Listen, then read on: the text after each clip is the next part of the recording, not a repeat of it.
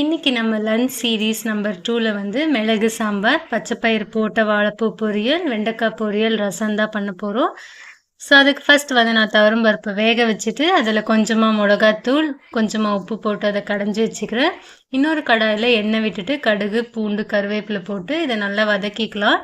So பூண்டோட flavour வந்து நல்லாயிருக்கும். இது வந்து நல்லா ஃப்ரை பண்ணால் அதோட ஃப்ளேவர் வந்து நல்லாயிருக்கும். ஸோ அப்புறமா நம்ம வந்து பருப்பு தண்ணி ஆட் பண்ணிவிட்டு கொஞ்சமாக புளி தண்ணியை இதில் ஆட் பண்ணி நல்லா கொதிக்க விடலாம். நல்லா கொதிச்சதுமே பெப்பர் தூள் போட்டு இறக்கணும்னா நம்ம மிளகு சாம்பார் ரெடி ஆயிடுச்சு.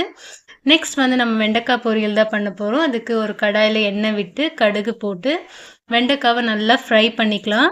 ஸோ கொஞ்சமாக உப்பு போட்டு இதை நல்லா வதக்கி எடுத்துக்கலாம்.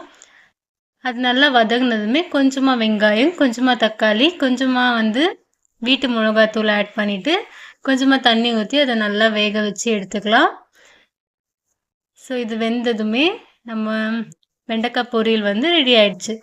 நெக்ஸ்ட் வந்து வாழைப்பூ பொரியல் தான் பண்ண போகிறோம். ஸோ வாழைப்பூ பொரியலுக்கு ஒரு குக்கரில் வந்து எண்ணெய் விட்டுட்டு கடுகு போட்டுக்கலாம். வெங்காயம், கருவேப்பிலை, ஒரு காஞ்ச மிளகா போட்டு நல்லா வதக்கிட்டு அதில் வந்து நம்ம ஆஞ்சி வச்ச வாழைப்பூவை ஆட் பண்ணிக்கலாம். ஸோ இது வந்து நம்ம பச்சைப்பயிறு போட்டு தான் பண்ண போகிறோம். அதனால் நான் வந்து பச்சைப்பயிறு ஆட் பண்ணிக்கிறேன்.